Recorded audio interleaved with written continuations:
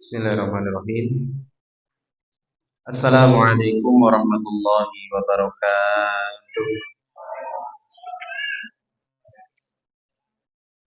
Alhamdulillahirabbil alamin. Nahmaduhu wa nasta'inuhu wa nastaghfiruh wa na'udzu billahi min shururi anfusina wa min sayyiati a'malina. May yahdihillahu fala mudilla lahu wa may yudlil fala hadiya lahu. Asyhadu an la ilaha illallah wa la syarika lahu wa asyhadu anna Muhammadan abduhu wa rasuluhu la nabiyya ba'dahu. Allahumma shalli wa sallim ala nabiyyina Muhammadin wa ala alihi wa ashabihi wa man tabi'ahum amma ba'd. Nuwun dumateng para jamaah sedaya insyaallah kang hormati dening Allah Subhanahu wa taala.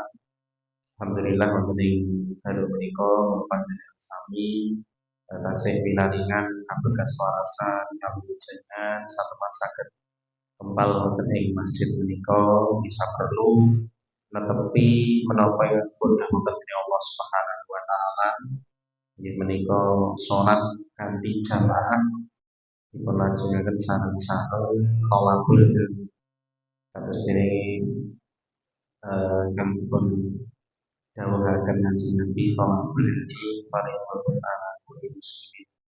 Menuntut ilmu itu adalah kewajiban bagi setiap orang muslim. Ingkang angka kalih sallallahu alaihi wasallam kita saka paringaken dumateng Rasulullah Muhammad sallallahu alaihi wasallam. Dumateng para keluarganipun sedaya, para sahabat lan para pendhidikipun di panjenengan sedaya dalah kawula benjing wonten ing dinten kiamat saged kadaku dening Kanjeng Nabi minangka walitipun satemah pinantuk syafaatipun Allah. Para bapak ibu kita menamani Allah Subhanahu wa taala. Itu pangapunten amargi kahanan Jawa niku dilakukan tiganipun Ustaz Bukhari idul niku deres. Mriki namung ngercih ya. Ngercih harang-harang. Idul tiganipun deres pramila Mas Bukhari boten saged bundar nggih. Kapes kula banjeli. Niki ngeten ingkang naminipun tumindak sae ibadah. Tumindak sae niku diarani enteng nggih enteng, diarani abot nggih abot. Janipun enteng. Umpamane kula panjenengan sami salat niku kan jane enteng. Salat ora nganti 5 menit, temen nek salat dhewe. Surate kulhu karo ima atau ima. Anak kula niku nek salat ora nganti 2 menit nggih.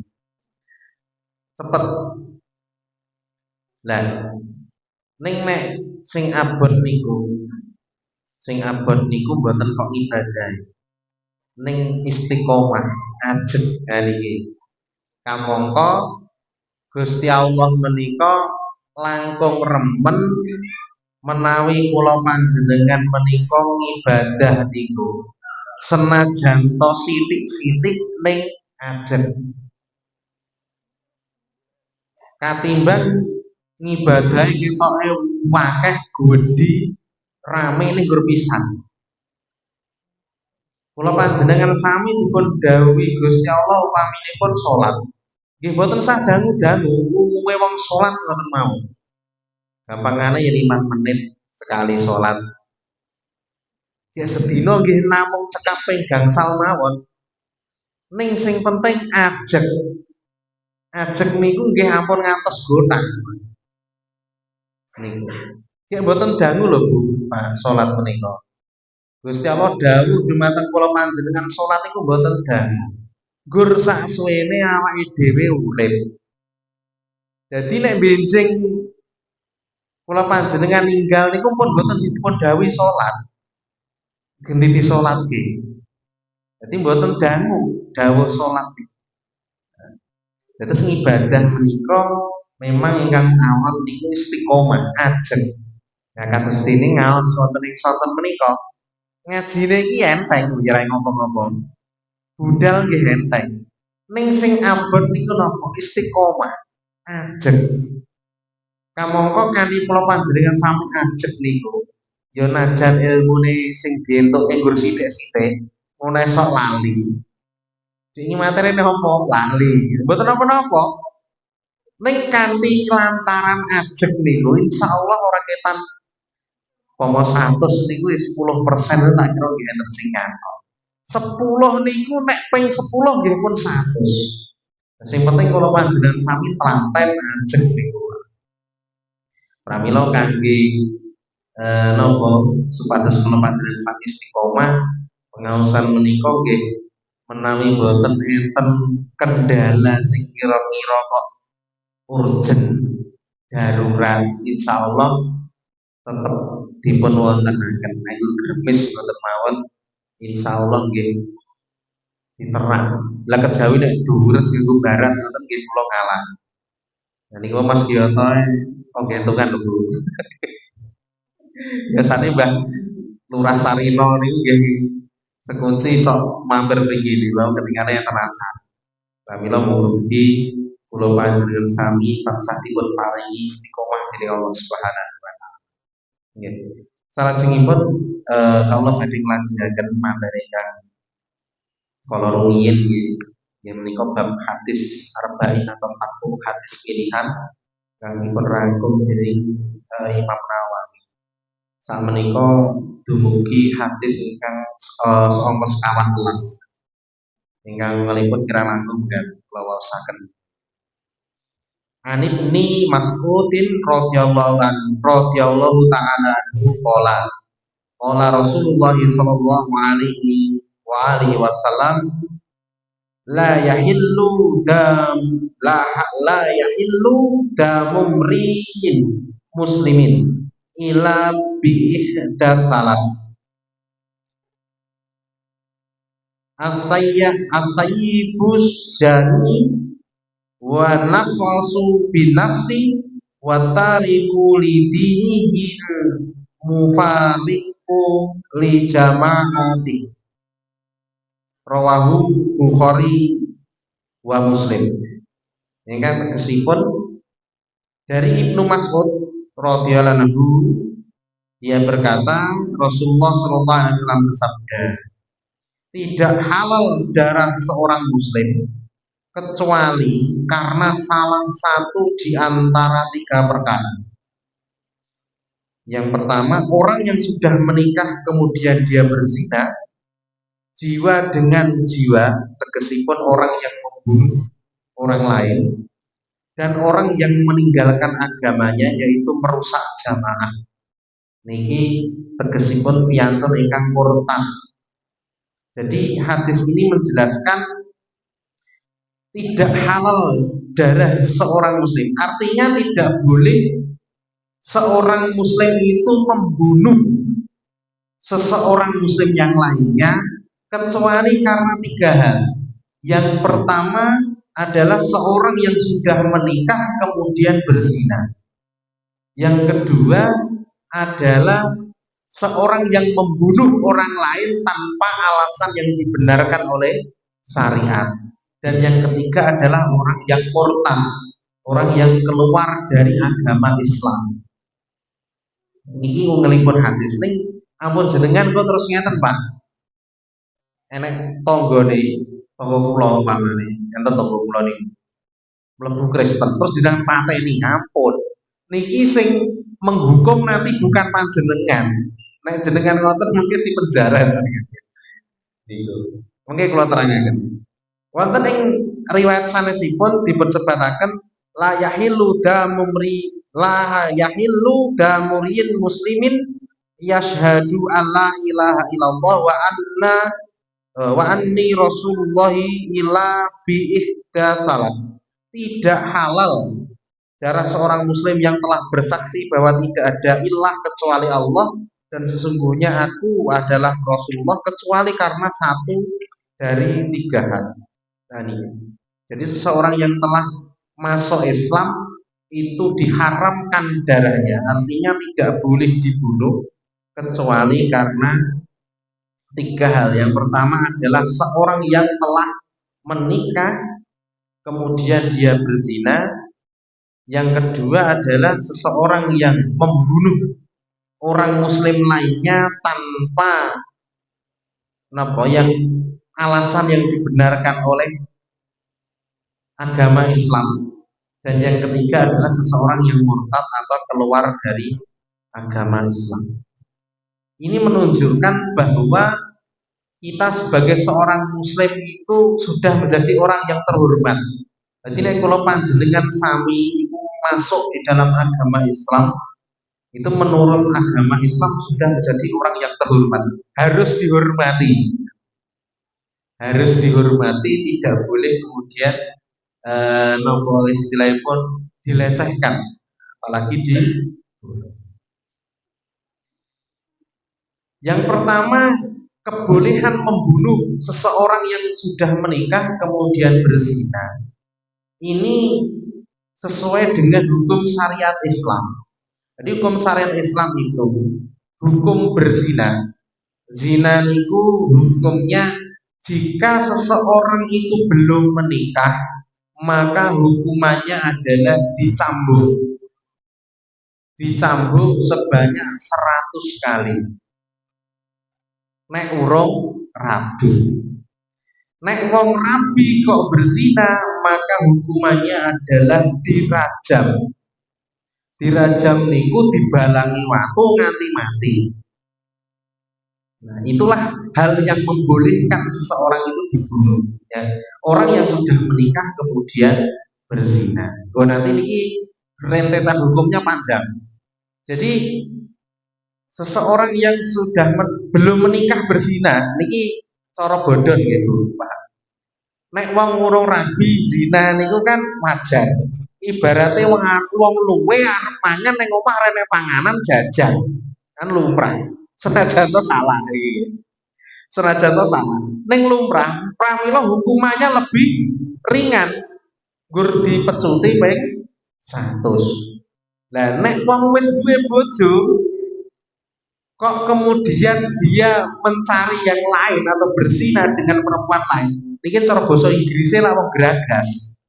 Ngomah wis enek panganan, trimo jajan. Wong jajan kayak salah sesuatu yang salah. Maka hukumannya lebih berat tentang berzina. Nah, ada satu kasus lagi. Satu kasusnya yang hukumannya mirip. Nek berzina yang belum menikah itu berzina. Orang yang belum menikah kemudian berzina itu dihukum cambuk 100 kali. Seseorang yang menuduh berzina, niki jenengan ampun sak-sake nek ngarani wong.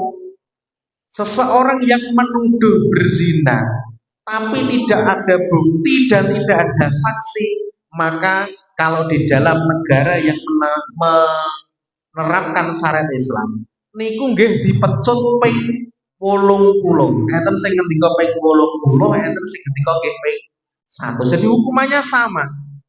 Seseorang yang menuduh berzina yang dia tidak bisa menghadirkan 4 orang saksi atau dia tidak bisa menghadirkan bukti, niku dicambuk hukumannya. Ada yang mengatakan 80 kali, ada yang mengatakan 100 kali. Nuduh. Jadi kenapa kok hukumannya berat menuduh berzina itu? Mergo orang yang tertuduh ini kalau terbukti hukumannya juga berat, bahkan sampai kehilangan nyawa. Nek tenanan, nek orang berarti dia sudah memfitnah orang sehingga dia kehilangan nyawa. Ini berat. Ini seorang yang menuduh. Lah, niki nek di dalam niki kula terangaken ngeten. Hukuman yang kalau terakan. Jadi kalau orang berzina dicambuk 100 kali atau dirajam, orang yang membunuh kemudian juga dibunuh, dan orang yang murtad itu juga dibunuh. Niku hanya bisa dilaksanakan di negara yang menerapkan syariat Islam. Jadi nek teng Indonesia mboten saged, Pak. Kula panjenengan umpamane enek wong konangan demeni bojone tanggane ngoten mawon. Diarak terus jenengan balangi watu, ndak boleh. Nah, di Indonesia ndak boleh. Karena itu bukan hukum di negara kita.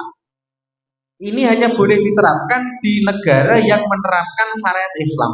Terus sing hukum niki sanes jenengan, bukan warga masyarakat umum. ini harus pengadilan. Artinya orang yang ditunjuk oleh negara untuk mengadili. Umpama ning Indonesia mau diterapkan hukum seperti itu, sing hukum niku nggih pengadilan, mboten panjenengan. Nah itu. Memang syariat Islam ini nek diterapkan ngeri, tetapi efek dampak efek jerahnya luar biasa. Maling niku nek miturut hukum syariat Islam niku hukumannya adalah dipotong tangannya. Ngeri ya? Ngeri. Nek nang Indonesia napa, Pak? Di penjara. Niki kula nate ngaos kali Ustaz Abu Bakar Basir, rikala pengaosan enten Jepang. Abu Bakar Basir niku Ustaz Abu Bakar niku kan asring di penjara, mboten guru pisan. Ping kalih napa ping 3 dengan tuduhan terorisme niku. Lah ternyata ngendikanipun Ustaz Abu Bakar Basir niku misalnya maling di penjara niku ora kok tambah tobat, ora tambah kapok, ning tambah pinter. Mergo eneng penjara awor kancane sing padha-padha maling. Nah, cerita karo kancane umpamane, iki maling apa to, Kan? Aku maling pit konangan. Lah piye cara maling pit kok iso konangan? Lah ngene iki. Lah kleru, kudune nek maling aja ngono kuwi. Lah aku maling bengi kek konangan, kudune maling mawan, malah ora konangan. Jadi eneng penjara niku malah ketemu kancane metu ke penjara ora kapok malah tambah pinter. Ngendikanipun Ustaz Abu Bakar tur ya bener. Dan biaya untuk ngopeni wong di penjara niku luar biasa. Ngingoni ping 3. Umpama di penjara 3 sasi niku 90 hari kali 3. Pinten niku? 270 kali makan. Umpama ping 10.000 pun pinten. Niku nek wong siji. Nek penjara niku wong 100. Nah niku. Efek jerahnya tidak begitu berdampak, terus ragate akeh. Nek dipotong tangannya pripun? Ragate mboten pati akeh. Gur cukup nyewa jagal karo dokter. Bar diketok tangane bres diobati kon mulih. Manganan ning omahe dhewe. Negara ora nanggung makannya narapidana. Efek jerahnya terasa, tangannya wis ilang. Nah niku. Niki. Tapi sekali lagi itu tidak bisa diterapkan di Indonesia karena Indonesia tidak menggunakan sistem syariat Islam. Tidak boleh dilakukan oleh orang biasa. Ini harus yang melakukan pengadilan atau yang ditunjuk negara, hakim yang ditunjuk oleh negara. Jadi yang pertama adalah orang yang berzina, yang sudah menikah kemudian berzina. Ini boleh untuk dihilangkan nyawanya dengan cara dirajam tadi. Nah, kalau wangsuli bab menuduh berzina ini. Karena saking bahayanya hukuman ini, maka tidak boleh seseorang itu sembarangan menuduh berzina. Pamane ngeten, Mas Larno gandeng RW gitu. Mlebu omahe Mbok Rondo. Lah, Mas Gioto ngerti. Mas Larno ke bengi-bengi kayak mlemeh Mbok Rondo ke ngopo wae ojo-ojo kayak. Nah, terus ini menyebarkan informasi, loh, Mas Larno demen Mbok Rondo. Umpamane, padahal Rono ki nggo ngeteri titipan. Gandeng awan udan bengi, ya umpamane ngoten. Maka ini tidak boleh terjadi seperti itu. Yang dimaksud saksi atau orang yang menyaksikan perzinahan itu kudu ngerti leh ngono kuwi. Umpamane ngindek ngoten ngerti dan memang itu lah wonten hadis niku pun sebataken. Wah ini kan hadise rada vulgar ngoten kula waoske. Intine seseorang yang melihat itu harus melihat orang itu melakukan perzinahan. Mboten kok gur nyemplung kamar atau nyemplung apa meneh gur mlebu omah nggih. Pas bengi-bengi mlebu omah dituduh berzina. Ini tidak bisa. Senajan itu yang tenan burane tidak, kesaksian yang seperti ini tidak berlaku.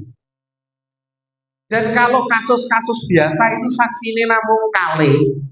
Untuk perzinahan ini saksi yang dihadirkan harus 4 orang. Ngeri, mergo ngene iku wae. Efeknya luar biasa. Orang yang dituduh berzina jenenge wis elek iso mati ya gitu. Jadi tidak boleh sembarangan menuduh berzina. Hukuman untuk yang berzina kan suatu akan normal. Wonten sebuah kisah ini tentang perzinahan. Oke, kalau tambahin sing kedua dan ketiga. Jadi ada sebuah kisah, ada seorang wanita dari Bani Juhainah mendatangi Rasulullah Shallallahu Alaihi Wasallam sedangkan dia dalam keadaan hamil karena zina. Enek wong wedok sowan Kanjeng Nabi meteng hasil zina.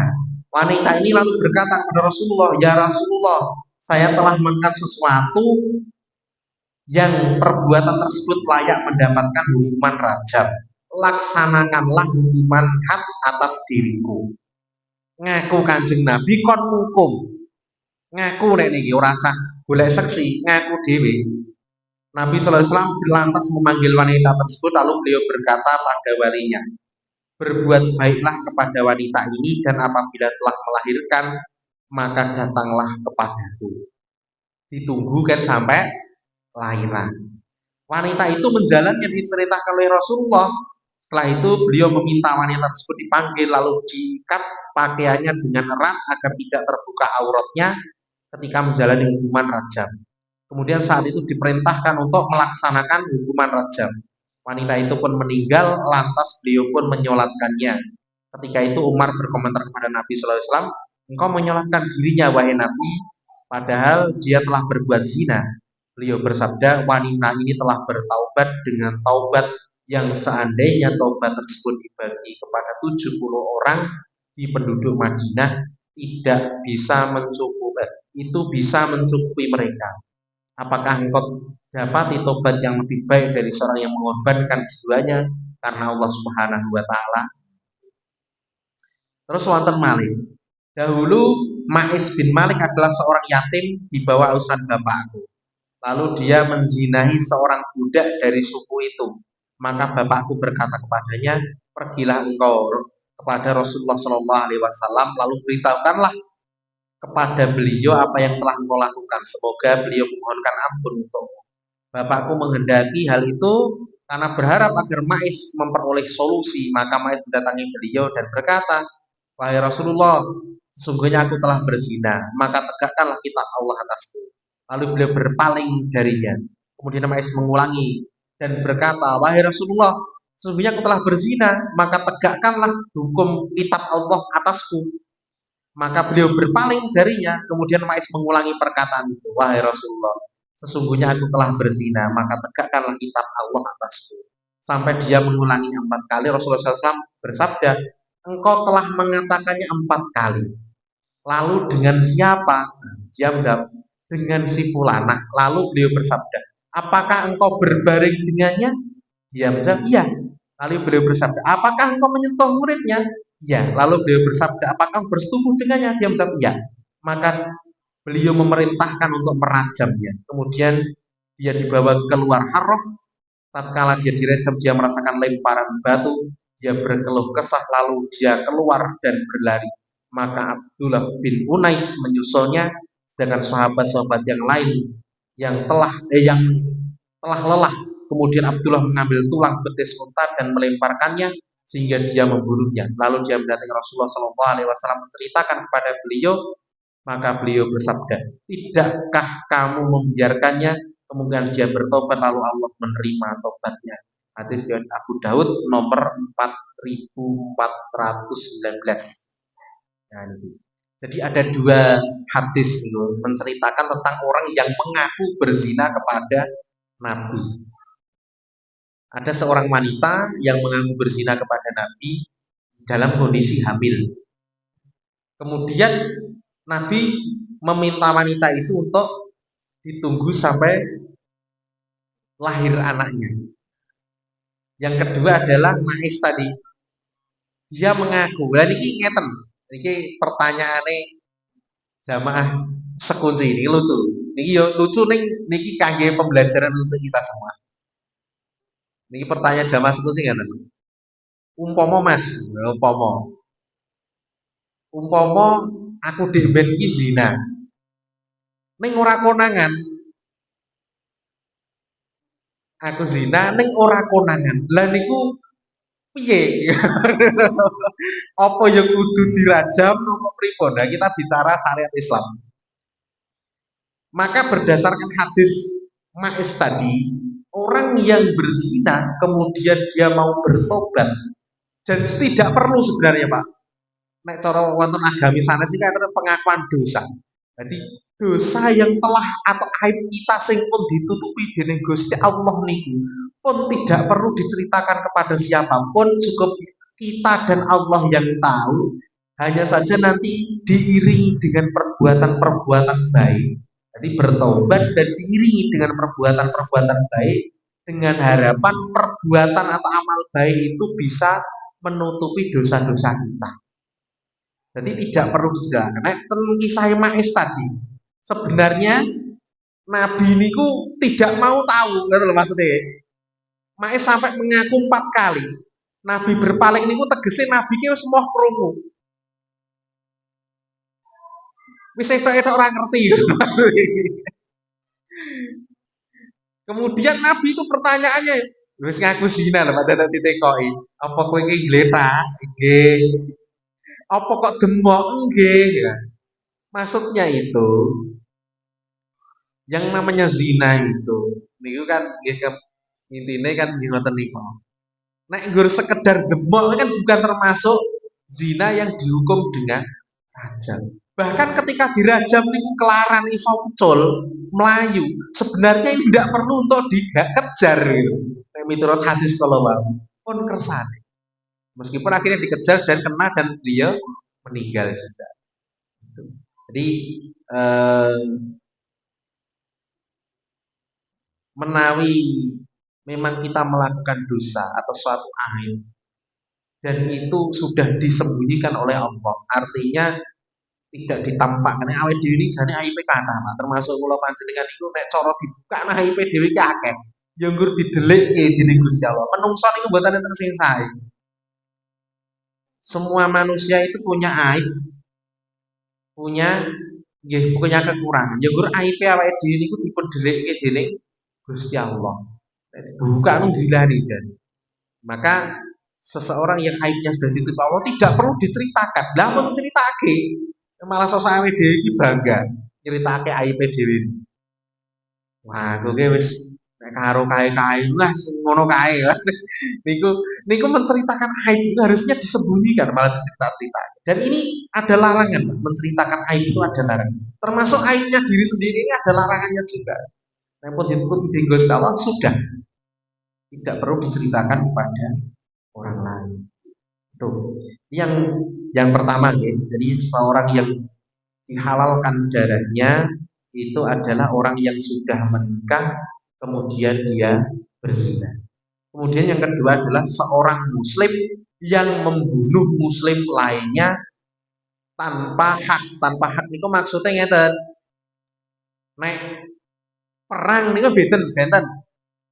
Misalnya terjadi peperangan. Nah, terjadi peperangan itu seorang membunuh orang lain itu kan biasa. Ini namanya membunuh hak. Nah, atau itu tukang hukum niku wau. Al-Gojo, jagale niku menghukum orang atau membunuh orang ini kan karena ada perintah, dia boleh melakukan. Tapi kalau ada seorang yang kemudian membunuh tanpa alasan yang dibenarkan oleh syariat, maka hukumannya adalah kisos. Kisos niku adalah dia dibunuh sesuai dengan cara dia membunuhnya. Nah, wonten riwayat ini enten sing seorang muslim itu dibunuh sing nganggo dimutilasi. Jadi dibunuh kemudian kakinya dipotong silang, kaki tangannya nih. Berarti nek umpama tangane kiwa sing dipotong kemudian kaki kanannya dipotong. Ini ada yang diperlakukan seperti ini. Maka Nabi memerintahkan untuk orang yang melakukan ini dikisos. Dikisos niku ada dihukum dengan hukuman yang serupa. Podo. Nek dene melakukan itu dihukum dengan cara yang sama. Dibunuh kakinya disilang juga kaki tangannya. Niku. Ini diberlakukan hukum kisos bagi pembunuh atau orang yang menghilangkan nyawa orang lain tanpa sebab. Kemudian yang ketiga adalah orang yang murtad, keluar dari agama Islam. Murtad genah ini ya. Meskipun nek enten mriki gampun. Termriki bebas Bu, Pak. Setiap orang itu bebas untuk memeluk agama yang diyakininya. Jadi tidak ada paksaan di Indonesia nih, mboten enten paksaan. Jenengan ajeng Yahudi monggo, Nasrani monggo, Konghucu monggo. Niki enten anu anyar nih. Enten undang-undang anyar. Kita ini dereng mlebet KTP. Nek Konghucu kan dereng dangu sudah masuk KTP. Jadi jenengan arep pindah Konghucu wonten daftar enten KTP niku enten agama Konghucu niku enten.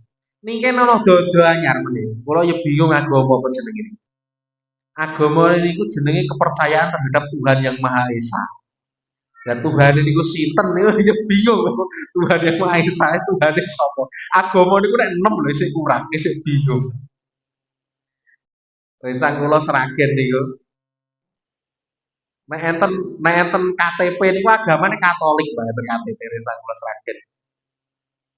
Lah bareng tak tekoki, iki jane agama apa to Mas? Katolik ya tekan gereja. Pokok aku ki kejawen. Ngono nyari ya. Kejawen iki wis pokoke kejawen. Lah tak gawe kejawen kan KTP rene dadi aku pilih Katolik ae. Jadi ora genah nih agama. Niki enten kepercayaan terhadap Tuhan yang Maha Esa. Odo-odo aja niki dereng mlebet ning nek Konghucu sama. Di Indonesia tidak ada paksaan. Mula jenengan gak aja meksa kudu padha karo aku mboten. Tidak ada paksaan. Bahkan di dalam agama Islam juga tidak ada paksaan, Bu. La ikraha fiddin. Tidak ada paksaan di dalam agama Islam. Jenengan ngrasuk agama Islam iki monggo, mboten nggih. Monggo. Sing penting nek kalih piyantun ingkang non muslim sanes agama Islam ku prinsip kita adalah lakum dinukum waliyati. Agamamu yo agamamu, agamaku yo agamaku. Mboten usah dipeksa. Ya. Peh wong awake dhewe sing bakalan iki sing mayoritas wong Islam sing kudu Islam, pokoke kancane salat Id piye kudu melu nyang lapangan, nggo salat karepmu ora karepmu. Mboten ngoten niku. Tidak boleh memaksakan keyakinan itu tidak boleh. Begitu juga sebaliknya. Nah, nek kalih piyantun muslim sesama muslim, ketika ada yang amalannya berbeda, nah ini kan biasanya dari masalah nih. Amalan, yang penting bukan amalan-amalan pokok, Pak. Nah, amalan pokok niku pomo sholat kok beda. Bedane pripun? Kancane sholat maghrib itu 3 rakaat kok iki 5 rakaat iki piye? Nah, ini piye. Kalau itu bukan prinsip, monggo. Lana amaluna walaku amalukum. Jadi amalku ya amalku, amalku amalku. Jadi tidak perlu dipermasalahkan. Subuhan ini nganggo kunut ya monggo, boten nggih, monggo ndak perlu di bener-bener kayak ngono kae, ndak perlu seperti. Kata sedengar pun Mas Bukhari kalau ingin kita itu di dalam beragama jangan merasa paling benar sendiri. Kita itu hanya berusaha untuk bisa. Jadi al-haqqu mirabbikum. Bener niku adalah datang dari Tuhan. Nah, bicara sesuatu yang benar. Nah, miturut Kinarto Sabdo. Bener niku kan telu. Bener munggo awake dhewe. Bener munggo ing bebrayan karo bener sing sejati. Bener munggo awake dhewe iki pokoke karepe awake dhewe iki bener, Pak. Senajan to wong liya nyarani salah. Karepku ngene iki bener kok. Nah, pamane ngoten iki. Senajan to jane ya salah, ya munggo wong liya ya salah. Nek bener munggo bebrayan niku karepe wong akeh bener. Senajan to janjane mbok bener mbok salah. Umpamine ngeten. Nek wonten Arab jahiliyah zaman rumiyin saderengipun agama Islam ingkang dipun bawa dening Kanjeng Nabi niku dipun ajaraken sing jenenge Homer. utawi minuman keras itu kan sudah menjadi sesuatu yang biasa. Jadi mungguhi bangsa Arab riyin niku nek wong ngombe homer itu bagi masyarakat sana sudah biasa. Perzinahan itu juga sudah biasa. Jadi nek enek wong ada seorang wanita melahirkan tanpa bapak itu zaman Arab jahiliyah itu sudah biasa. Jadi menurut masyarakat banyak itu wis bener masalah. Nah, meskipun Euro karena bener nih bang, tapi menurut masyarakat banyak sudah benar. Ini bener mungguwe bebrayan. Berarti sing penting miturut mongkeh wis bener bu salah saja. Nah sing angka 3 miturut kenapa sabda niku. Bener sing sejati. Bener sing sejati niku pripun? Bener mungguwe kebenaran sing sejati. Nggih nek miturut ayat ini niku al haqqu mirabbikum. Sing bener niku mesti tekane saka Gustimu. Nah, artinya bener sing sejati niku sing bener miturutipun Gusti Allah. Nek mituruti Gusti Allah bener, lah niku sing bener sing sejati. Senajan to wong ora cocok kabeh, Pak. Ya. Pamane Kanjeng Nabi ngene iku mulai mengajarkan syariat Islam niku ditolak. Lah iki piye to? Awake dhewe iki wis bener-bener nyembah berhala. Dikene Ka'bah dadi enten Lata, enten Uzza, enten Mana disembah kayak sajen. Iki kayak mungguhe wong kene wis bener lho enggak banyak penyembah Gusti Allah. Piye? Zina tidak boleh. Nah, misalnya. Padahal mungguhe wong kene iki wis biasa. Homer kemudian dilarang. Nah, karena Rasulullah menyampaikan kebenaran yang sejati yang datangnya dari Allah Subhanahu wa taala. Terus Bapak Ibu yang dirahmati Allah Subhanahu wa taala, menika ada 3 hal. Jadi tidak boleh kemudian kita memberlakukan atau membunuh, menghilangkan nyawa sesama muslim kecuali 3 hal tadi. Termasuk di dalam meninggalkan jamaah atau murtad ini itu adalah bisa dikatakan melakukan pemberontakan kepada pemerintah yang sah, makar. Makar ini ada yang menafsirkan termasuk makar ini boleh dibunuh, walau alam ini. Tapi yang jelas yang sesuai dengan hadis ini adalah dia dikatakan yang murtad itu tadi. Jadi monggo kula panjenengan sami sareng-sareng kita berusaha untuk kemudian menjalankan syariat Islam ini dengan sebaik-baiknya. Meskipun hukumannya nggih nek negara dhewe tidak bisa kemudian diberlakukan syariat Islam. Kecuali enten Aceh. Nah, kecuali enten Aceh. Karena Aceh memiliki keistimewaan kados dene Jogja. Aceh itu istimewa, khusus Aceh diperbolehkan untuk melakukan menerapkan sistem syariat Islam. Pramila nek mriku nek teng pacaran itu digrebeg, Pak. Digrebeg gak digawa ning alun-alun dipecuti. Jadi ada laskar khusus ngrebegi wong ngoten niku. Nek teng mriki ampun. Terus digoyang lapangan dipecuti ampun. Sing melakukan itu nggih khusus orang yang ditunjuk oleh pemerintah Aceh. Jadi tidak boleh sembarangan orang. Termasuk kula di kapan niku kan kepanggihan kejaksaan, Pak. Bab misalnya ini di dalam menentukan hukuman daerah kadang-kadang kan ngawur, Pak. Ngawur niku umpamane enten konangan demenan kemudian diudani terus diseret diarak. Nah, itu sebenarnya menurut kejaksaan ini termasuk pelanggaran hukum, ya. Pelanggaran hukum karena yang boleh melakukan hukuman itu hanya lembaga yang berwenang. Guru sing resmi, dari masyarakat ngoten niku sebenarnya melanggar hukum secara aturan. Kadang-kadang kejaksaan bingung karena tidak, ya bener. Meskipun tidak sesuai dengan hukum yang berlaku. Maka gitu. Pun monggo lah kita bersama-sama yang jelas berusaha untuk menegakkan syariat Islam ini di dalam kehidupan kita sehari-hari. Berusaha. Ngaten ingkang saged kawula aturaken pun pas niki mancing wekdal bisa. Wonten pitakenan monggo. jelas nopo bingung?